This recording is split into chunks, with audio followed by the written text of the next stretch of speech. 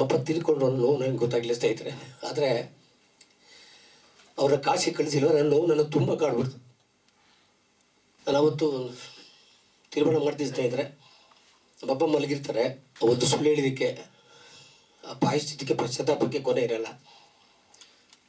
ನನಗೆ ದೇವ್ರ ಶಕ್ತಿ ಕೊಟ್ಟರೆ ಅಥವಾ ನಾನೇನಾದರೂ ಮುಂದಕ್ಕೆ ದೊಡ್ಡ ವ್ಯಕ್ತಿ ಆದರೆ ಒಂದು 25 ಜನನ ಅಥವಾ 50 ಜನನ ನಮ್ಮ ತಂದೆ ಹೆಸರಲ್ಲಿ ಕಾಶಿ ಕರ್ಕೊಂಡು ಹೋಗ್ಬೇಕು ಅಂತ ಅವತ್ತೇ ತೀರ್ಮಾನ ಮಾಡ್ತೀನಿ ಸ್ನೇಹಿತರೆ.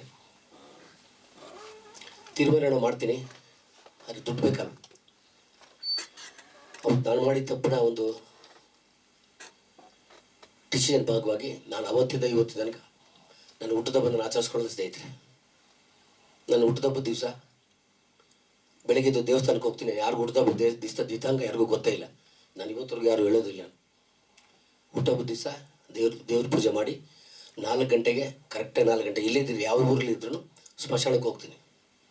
ಒಂದು ಅರ್ಧ ಗಂಟೆ ಕೂತ್ಕೊಂಡು ನಮ್ಮ ಅಪ್ಪನ ಕೊಟ್ಟಿದ್ದು ಮಾತು ಕೊಟ್ಟಿದ್ದೀನಲ್ವ, ಅದನ್ನು ನೆರವೇರ್ಸೋಕ್ಕೆ ಪ್ರಯತ್ನ ಪಡ್ತಾನೆ ಇದ್ದೀನಿ ಸ್ನೇಹಿತರೆ. ಆ ಕಾಲ ಇವಾಗ ಕೂಡಿ ಬಂದಿದೆ. 25 ಜನ ಅಂದ್ಕೊಂಡೆ, 50 ಜನ ಅಂದ್ಕೊಂಡೆ, ಈಗ 108 ಜನ ಆಗಿದ್ದಾರೆ.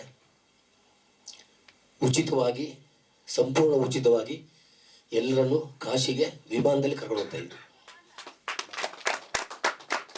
ಇದು ನನ್ನ ಸ್ವಾರ್ಥಕ್ಕಾಗಿ ಮಾಡ್ತಾ ಇರೋದು, ನನ್ನ ಸಂತೋಷಕ್ಕಾಗಿ ಮಾಡ್ತಾ ಇರೋದು, ನನ್ನ ಖುಷಿಗೋಸ್ಕರ ಮಾಡ್ತಾ ಇರೋದು. ಕಾಶಿಲಿ ಯಾರಾದರೂ ರೂಮ್ ವ್ಯವಸ್ಥೆ ಮಾಡಿಕೊಡ್ತಾರ ಅಥವಾ ನಾನು ಫಸ್ಟ್ ಟೈಮ್ ಹೋಗ್ತಾ ಇರೋದು. ಸೊ ವೆಂಕಟೇಶ್ವರನ ಮೀಟ್ ಮಾಡಿದೆ, ವಾಸು ಸರ್ನ ಮೀಟ್ ಮಾಡಿದೆ. ಅವ್ರನ್ನ ಕೇಳೋಕೆ ಹೋದಾಗ ಅವ್ರು ಹೇಳಿದ್ರು ಇದು ದೊಡ್ಡ ಕೆಲಸ ಇದು ಅಂಥೇಳಿ ಅವರ ಒಂದು ಗೈಡೆನ್ಸ್ ಮುಖಾಂತರ ಮಾಡ್ತಾಯಿದ್ವಿ. ಜೊತೆಗೆ ಈ ಒಂದು ದೊಡ್ಡ ಕೆಲಸ ಈ ದುಡ್ಡನ್ನ ಎಲ್ಲಿಂದ ನಾನು ಅಡ್ಜಸ್ಟ್ ಮಾಡಿದೆ, ಯಾವ ಥರ ಉಳಿಸಿದೆ ಅನ್ನೋಕ್ಕೆ ಶೇರ್ ಮಾಡ್ಕೋತೀನಿ ಸ್ನೇಹಿತರೆ. ನಮ್ಮಪ್ಪ ತೀರ್ಕೊಂಡೋಗಿದ್ದು ಇವತ್ತವರೆಗೂ ನಾನು ಯಾವುದೇ ಬರ್ತಡೇ ಮಾಡ್ಕೊಳ್ಳಲ್ಲ. ಆ ದುಡ್ಡನ್ನ ಒಂದು ಉಂಡಿ ಇಟ್ಟಿದ್ದೀನಿ, ಆ ಉಂಡಿಗೆ ಹಾಕ್ತೀನಿ. ಯಾರದೇ ಮದುವೆಗೆ ಹೋಗಲಿ ಬೊಕ್ಕೆ ಕೊಡಲ್ಲ. ಬೊಕ್ಕೆ ಕೊಡಿ 2,000 1,000 ಆಗುತ್ತೆ. ಆ 1,000 ಉಂಡಿಗೆ ಹಾಕ್ತೀನಿ. ಫ್ರೆಂಡ್ಸ್ ಎಲ್ಲ ತಿಂಡಿಗೆ ಹೋಗಿರ್ತೀವಿ, ಬಿಲ್ಲು ಯಾರೋ ಕೊಡ್ತಾರೆ, ಆ ಬಿಲ್ಲು ಲೆಕ್ಕ ಮಾಡ್ಕೊಂಡು ಉಂಡಿಗೆ ಹಾಕ್ತೀನಿ. ಜೊತೆಗೆ ಯಾವುದೋ ಬರ್ತ್ಡೇಗೆ ಹೋಗ್ತೀನಿ, ನಾಮಕರಣಕ್ಕೆ ಹೋಗ್ತೀನಿ, ಎಲ್ಲೋ ಗಿಫ್ಟ್ ಏನೋ ಒಂದು ಕೊಡ್ತಾರೆ, ನಾನು ಕೊಡೋಲ್ಲ. ಎಷ್ಟೋ ಜನ ಬೈತಾರೆ, ಏನು ಸರ್ ವೀರೋ ಆಗಿದ್ದೀರಾ, ಅವ್ರಿಗೇನು ಗಿಫ್ಟೇ ಕೊಟ್ಟಿರಲಿಲ್ಲ ಅಂತ. ನಾನು ಕೊಡೋಲ್ಲ ಸ್ನೇಹಿತರೆ, ಯಾಕಂದರೆ ಕಾಚಿ ಕಳಿಸ್ಬೇಕಲ್ವ. ನನಗೆ ಜೀವ ಹೋಗೋಂಥ ಕೆಲಸ ಬಂದಿದ್ದರು, ಎಷ್ಟೊತ್ತಿಗೆ ತುಂಬ ಕಷ್ಟ ಆಗಿದ್ರು ಆ ದುಡ್ಡು ಮುಟ್ಲೇ ಇಲ್ಲ. ಆ ರೀತಿಯಾಗಿ ರೂಪಾಯಿ 1 ರೂಪಾಯಿ 10 ರೂಪಾಯಿ 20 ರೂಪಾಯಿ ಯಾರು ಫ್ರೆಂಡ್ಸ್ ಎಲ್ಲ ಕಾಫಿಗೆ ಹೋದಾಗ 10 ರೂಪಾಯಿ ಉಚಿತಗಳು ಹಾಕಿದ್ದೀನಿ. ಸೊ ಯಾರು ನನ್ನ ಉಚಿತವಾಗಿ ಟ್ರಿಪ್ ಕರ್ಕೊಂಡು ಹೋಗ್ತಾರೆ, ಆ ಟ್ರಿಪ್ ಹೋದ ಲೆಕ್ಕ ಮಾಡ್ತೀನಿ, ನಂದೆಷ್ಟು ಭಾಗ ಬರ್ತದೆ ಅದನ್ನು ಉಂಡಿಗೆ ಹಾಕಿ. ಸೊ ಎಷ್ಟೊತ್ತಿದೆ ಮನೇಲಿ ಜಗಳ ಆಗಿದೆ, ಆ ದುಡ್ಡು ತೆಗಿದೆ ಅಂತ ತೆಗಿಬಾರ್ದ್ರ ಉದ್ದೇಶದಿಂದ ಇಷ್ಟೆಲ್ಲ ಒಂದು ಉಳಿಸಿ 20 ವರ್ಷ ಇದ್ದರೆ ನನ್ನ ಬರ್ತಡೇನ 14 ವರ್ಷ ಆಯಿತು ನಾನು ಮಾಡ್ಕೊಳ್ಳೋದಿಲ್ಲ. ಸೊ ಇವತ್ತು ಒಂದು ಕಾಲ ಕೂಡಿ ಬಂದಿದೆ. ಈ ಕಾಲ ಕೂಡಿ ಬಂದಾಗ ಕಾಶಿಗೆ ಹೋಗ್ಬೇಕು ಅಂತ ಅಂದ್ಕೊಂಡು ಸೆಲೆಕ್ಟ್ ಮಾಡೋಕ್ಕೆ ಸ್ಟಾರ್ಟ್ ಮಾಡಿದ್ವಿ. ಹೊರಗಡೆ ಹಿರಿಯ ನಾಗರಿಕರನ್ನ, ವಯಸ್ಸಾದವ್ರನ್ನ, ಯಾರಿಗೆ ಕಾಶಿ ಬಗ್ಗೆ ತುಂಬ ಪ್ರೀತಿ ಇದೆ, ಅವ್ರು ನೋಡಲೇಬೇಕು ಅನ್ಸಲಿ, ಕಾಶಿಗೆ ಹೋಗಲೇಬೇಕು ಅಂತ ಯಾರು ಆಸೆ ಇರ್ತಲ್ಲ ಅಂಥವ್ರು ಹುಡ್ಕೋಕ್ಕೆ ಪ್ರಯತ್ನ ಪಟ್ವಿ. ಅದು ನಾನೇ ಮಾಡಿದೆ, ಬರೀ ಯಾರಿಗೂ ಇಲ್ಲ, ನನಗೆ ಕೆಲಸಗಾರ ಇರಲಿಲ್ಲ. ಅವ್ರು ಕೊಟ್ಟು 10,000 ಕೊಡಬೇಕಾಗತ್ತೆ. ಅದೇ 10,000 ಉಂಡಿಗೆ ಕಾಣಂದ್ಬಿಟ್ಟು ನಾನೇ ಮನೆಗೂ ಹಳ್ಳಿಗೆ ಹೋಗಿ ಪ್ರಯತ್ನಪಟ್ಟು ಹುಡುಕಿದ್ದೀನಿ. ಸಿಕ್ಕಿದ್ದಾರೆ 101 ಜನಕ್ಕೆ. ಇದೇ ಮಲ್ಲೇಶ್ವರದಲ್ಲಿ ಟ್ರಾವೆಲ್ಸ್ ಏಜೆಂಟ್ ಟಿಕೆಟ್ ಬುಕ್ ಆಗಿ 80 ಜನಕ್ಕೆ ಕನ್ಫರ್ಮ್ ಆಗಿದೆ ಇವತ್ತಿಗೆ. ಇನ್ನು 20 ಜನ ಇದ್ದಾರೆ. 2ನೇ ತಾರೀಕು ಬೆಳಗ್ಗೆ 6 ಗಂಟೆಗೆ ಬೆಂಗಳೂರು ವಿಮಾನ ನಿಲ್ದಾಣದಿಂದ ಬಿಟ್ಟು ಇಲ್ಲಿಂದ ಡೈರೆಕ್ಟ್ ಅಯೋಧ್ಯೆ ಹೋಗ್ತಾ ಇದ್ದೀವಿ. ಅಯೋಧ್ಯೆಗೆ ಹೋಗಿ ಅಲ್ಲಿಂದ ಪ್ರಯಾಗ್ರಾಜು, ಅಲ್ಲಿಂದ ಕಾಶಿಗೆ ಅಂತ ಪ್ಲ್ಯಾನ್ ಮಾಡ್ಕೊಂಡಿದ್ದೀವಿ. ಈ ಎಲ್ಲ ಮಾಡ್ಕೋಬೇಕು ಅಂತ ತೀರ್ಮಾನ ಮಾಡಿದಾಗ ನನಗೆ ಬೆನ್ನೆಲುಬಾಗಿ ಸಹಾಯವಾಗಿ ನಿಂತಂಥವರು ಜನಾರ್ದನ್ ಅಂತ ನಮ್ಮ ಇನ್ಕಮ್ ಟ್ಯಾಕ್ಸಲ್ಲಿ ಕಮಿಷನರ್ ಆಗಿದ್ದಾರೆ. ಅವ್ರ ಕುಟುಂಬ, ಅವ್ರ ತಂದೆ ತಾಯಿ ಆಶೀರ್ವಾದ ಮಾಡಿ ಹೋಗೋದು ಒಳ್ಳೆಯದಾಗುತ್ತೆ ಅಂತೇಳಿ ನನಗೆ ಸಹಾಯ ಮಾಡಿದ್ದಾರೆ. ಈ ಒಂದು ಕಾರ್ಯಕ್ಕೆ ನಿಮ್ಮ ಬೆಂಬಲ, ಜೊತೆಗೆ ಜನತೆ ಆಶೀರ್ವಾದ, ರಾಜ್ಯ ಜನತೆ ಆಶೀರ್ವಾದ ಇದೆ ಅಂತ ಕೇಳ್ಕೊತಾ ಈ ಒಂದು ಕಾರ್ಯಕ್ಕೆ, ಯಾಕಂದರೆ ಎಷ್ಟು ಜನ ಒಟ್ಟಿಗೆ ಹೋಗ್ತಾ ಇದ್ದೀವಿ, ನನಗೂ ಖುಷಿ ಆಗ್ತಾಯಿದೆ.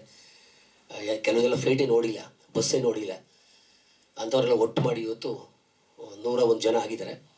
80 ಜನ ಕನ್ಫರ್ಮೇಷನ್ ಕೊಟ್ಟು ಟಿಕೆಟ್ ಕೂಡ ತೊಗೊಂಡ್ಬಿಟ್ಟಿದ್ವಿ. ಇನ್ನು 20 ಜನ ಇವತ್ತು ನಾಳೆ ಅಂತ ಹೇಳ್ತಾ ಇದ್ದಾರೆ. ಬಂದರೆ ಕರ್ಕೊಂಡು ಹೋಗ್ತೀನಿ ಸ್ನೇಹಿತರೆ. ಇದು ನನ್ನ ಜೀವನದ ದೊಡ್ಡ ಆಸೆ ಅಂದರೆ ತಪ್ಪಾಗಲಾರ್ದು. ಇದೆಲ್ಲ ಮಾಡೋಕ್ಕೆ ಬದಲು ನಾನು ಸತ್ತೋಗ್ಬಿಡ್ತೀನಿ ಅಂತ ಭಯ ಆಗ್ಬಿಟ್ಟಿತ್ತು. ಸೊ ಹಂಗಾಗಿ ಇದನ್ನು ಬೇಗನೆ ಮುಗಿಸ್ಬೇಕು ಅನ್ನೋ ಒಂದು ಆಸೆಯಿಂದ ಆದಷ್ಟು ಬೇಗ ಮಾಡಿದ್ದೀನಿ. ಇವಾಗ ಏನು ಫ್ಲೈಟಲ್ಲಿ ಹೋಗ್ತಾ ಇದೀವಲ್ಲ, ಅಲ್ಲಿ ಅಯೋಧ್ಯೆಯಿಂದ 4-5 ಗಾಡಿ ಮಾಡಿದ್ದಾರೆ. ಅಲ್ಲಿಂದ ಅಲ್ಲಿ ಹೋಗೋಕ್ಕೆ, ಕಾಶಿಗೆ, ಪ್ರಯಾಗರಾಜ್ಗೆ ಹೋಗೋಕ್ಕೆ ಎಲ್ಲ AC ಗಾಡಿನೇ, AC ರೂಮ್ಸ್ ಎಲ್ಲ ತೊಗೊಂಡಿದ್ದೀವಿ. ಅಂದರೆ ನಮ್ಮ ಅಪ್ಪ ಅಮ್ಮನ ಕರ್ಕೊಳೋದು ಎಷ್ಟು ಪ್ರೀತಿಯಿಂದ ನೋಡ್ತೀವಲ್ಲ, ಅದಕ್ಕಿಂತ ಜಾಸ್ತಿ ಪ್ರೀತಿಯಿಂದ ಅವ್ರು ನೋಡಬೇಕು ಅನ್ನೋ ನನ್ನ ದೊಡ್ಡ ಆಸೆ. ನನ್ನ ಬುದ್ಧಿ ಬಂದಾಗಿಂದ ಸಣ್ಣದು ಸಮಾಜ ಸೇವೆ ಕೆಲಸ ಮಾಡ್ತಾಯಿದ್ದೀನಿ. ಅದೆಲ್ಲದನ್ನು ಬದಿಗಿಟ್ಟರೆ ಇದು ನನ್ನ ತಂದೆ ತಾಯಿಗೋಸ್ಕರ ಮಾಡ್ತಾರೆ ಒಂದು ಒಳ್ಳೆ ಕಾರ್ಯ ಅಂತ ನಾನು ಅಂದ್ಕೊಂಡಿದ್ದೀನಿ. ಸೊ ನಿಮ್ಗೇನು ಅನಿಸಿದ್ರೆ ದಯವಿಟ್ಟು ನಾನು ಕೇಳಬಯಸ್ತಾ ಇದ್ದೆ. 14 ವರ್ಷ ಆಯ್ತು. ಎಲ್ಲರೂ ಫೇಸ್ಬುಕ್ಕಲ್ಲಿ ಎಲ್ಲರೂ ಹೀರೋಗಳು ಬರ್ತಾ ಇರ್ತದೆ, ನಂದು ಕೇಳ್ತಾರೆ. ನಾನು ಹೇಳೋದು ನಂದು ಡೇಟೇ ನನಗೆ ಗೊತ್ತಿಲ್ಲ ಅಂದ್ಬಿಟ್ಟು, ಸೊ ಹಂಗೆ ಕಾಲಕ್ಕೆ ಇದನ್ನೆಲ್ಲ ಯಾರಿಗೂ ಹೇಳೋಕ್ಕಾಗಲ್ಲ. ಅದೇ ಅವ್ರು ನೋಡ್ಕೊಂಡು ವಾಲಂಟಿಯರ್ಸ್ ಬೇಕಲ್ಲ ಸರ್. ನನ್ನ ಹೆಂಡತಿ, ನನ್ನ ಮಗಳು, ನನ್ನ ಅಣ್ಣಂದಿರು ಇದ್ದಾರೆ, ಅಣ್ಣ ತಮ್ಮ. ಸೊ ಅವರೆಲ್ಲ ನಿಂತ್ಕೊಂಡು ವಾಲಂಟಿಯರ್ಸ್ ಮಾಡ್ತಾಯಿದ್ದೀವಿ. ಅಷ್ಟು ಸಾಧ್ಯವಾದಷ್ಟು ಸ್ವಲ್ಪ ಹೆಲ್ತಿಯಾಗಿರಬೇಕು, ಓಡಾಡಬೇಕು, ನಡ್ಕೊಂಡು ಹೋಗಬೇಕು ಅಂಥವ್ರನ್ನ ಸೆಲೆಕ್ಟ್ ಮಾಡಿದ್ದೀನಿ. ಸುಮಾರು ಸತಿ ಹೋಗಿ ಎಲ್ಲರೂ ಮನೆ ಉಡುಪಿ ಹತ್ರ ಕಾರ್ಕಳಕ್ಕೆ ಒಂದು ಹಳ್ಳಿಗೆ ಹೋಗಿದ್ದೆ, ವಿಡಿಯೋ ತೋರಿಸ್ಬೇಕಾದ್ರೆ 2 ಕಾಲು ಇಲ್ಲ ಪಾಪ ಅವ್ರಿಗೆ. ಅವ್ರನ್ನ ಕರ್ಕೊಂಡು ಹೋಗೋದು ನನಗೆ ಕಷ್ಟ ಆಗ್ತದೆ. ಕೆಲವ್ರಿಗೆ ಶುಗರ್ ಇದೆ, 90 ವರ್ಷ ಆಗೋಗಿದೆ. ಒಂದು ಡಾಕ್ಟ್ರ್ ಇದ್ದಾರೆ ಸರ್, ಅಲ್ಲ 2 ಡಾಕ್ಟ್ರ್ ಇದ್ದಾರೆ. ಒಂದು ಡಾಕ್ಟ್ರು, ಒಂದು ನರ್ಸ್ ಇದ್ದಾರೆ. ಇನ್ಶೂರೆನ್ಸ್ ಮಾಡಿಸಿದ್ದೀನಿ. ಒಬ್ಬ ಲಾಯರ್ ಜೊತೆಲಿ ಇರ್ತಾರೆ, ಇನ್ನೊಬ್ಬರು ಒಂದು ಹೆಲ್ತಿಯಾಗಿ ಹುಡುಗರು, ಒಂದು 10-15 ಜನ ಹುಡುಗರು ಇದ್ದಾವೆ. ಸೊ ಎಲ್ಲರೂ ಅಂದರೆ ನಾನು ಓದಿ ಎಷ್ಟು ಪ್ರಿಕಾಷನ್ ತೊಗೋತೀನಲ್ಲ, ಅಷ್ಟೇ ಪ್ರಿಕಾಷನ್ ತೊಗೊಂಡು ಹೋಗ್ತಾ ಇದ್ದೀನಿ. ಎಲ್ಲರಿಗೂ ಹೊಸ ಬಟ್ಟೆ ಕೊಡಿಸ್ತಾ ಇದ್ದೀನಿ. 3 ಜೊತೆ ಬಟ್ಟೆ ಕೊಡಿಸ್ತೀನಿ. ಒಂದು ಬಟ್ಟೆ ಫ್ಲೈಟಲ್ಲಿ ಹೋಗೋಕ್ಕೆ ಹಾಕೊಂಡು ಹೋಗೋಕ್ಕೆ, ಒಂದು ದರ್ಶನಕ್ಕೆ, ಮತ್ತೆ ವಾಪಸ್ ಬರೋಕ್ಕೆ ಇನ್ನೊಂದು ಫ್ಲೈಟ್ ಹಾಕೊಂಡು ಬರೋಕ್ಕೆ ಅಂತ ಒಂದು ಪ್ಲ್ಯಾನ್ ಮಾಡಿದ್ದೀನಿ ಸರ್. ಬೇಡ ಮೇಡಮ್ ಪ್ಲೀಸ್. ಇದು ನನ್ನ ಅಪ್ಪನಿಗೋಸ್ಕರ ಮಾಡ್ತಾ ಇರೋದು. ಇದು ನಾನು ಖರ್ಚು ಅಂತ ಅಂದರೆ ತಪ್ಪಾಗ್ತದೆ. ಸೇವೆ ಅಷ್ಟೇ ಮೇಡಮ್. ಹೆಚ್ಚಿನ ಸುದ್ದಿಗಳಿಗಾಗಿ ನಮ್ಮ ಚಾನೆಲ್ನ ಸಬ್ಸ್ಕ್ರೈಬ್ ಮಾಡಿ.